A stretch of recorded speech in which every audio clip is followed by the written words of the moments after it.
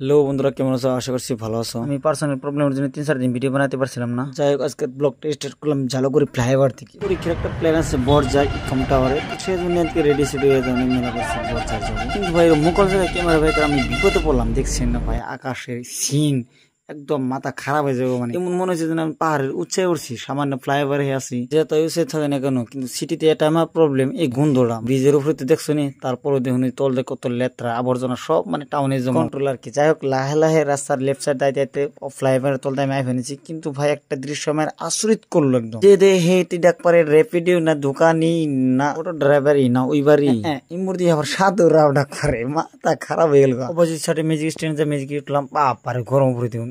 যাই হোক, তারপরে 10 মিনিট রাখার পরে গাড়ি স্টার্ট করলো, হাই লাহে উপরে উঠা দিল। বাহাদুরি প্রকৃতি আর চমৎকার আকাশের তল দিয়ে আমরা 15 মিনিটের সফর করার পর পেয়ে গেলাম ইকম টাওয়ার। যাক, ফাঁকাতে বুঝন জানা বিল্ডিংটা এটাই কিন্তু দেখা লেখা আছে তলে কিন্তু ইকম টাওয়ার। নিচে দোকান দেখলাম সবকি ফটো 50 টাকা আর প্রিন্ট আউট 20 টাকা। বললাম আংটি বেল এক্সেট্রা না, তো মানে এলো না, সেজন্য আমি বেলটা বাইরে না তো জোর করে বাইরে করলাম। হলে ঢুকলাম, হলে ঢুকে একজন দেখলা হলে বাইরে দিয়ে এখন দেখে গেছে রানা ফিট ঝালুগুড়ি আসে দিই 7টা বাজে। তো এখান তো আর গাড়ি পাওয়া সম্ভব না। 1 কিলোমিটার দূরে দিই হ্যান্ডেমেন্ট ডাকপার গেছি, গাড়ি আসলে আর গাড়ি যদিও মনি 7টা বাজায় আর চান্স উঠলাম আর কি। তো আজকে ছিল, বাবাই।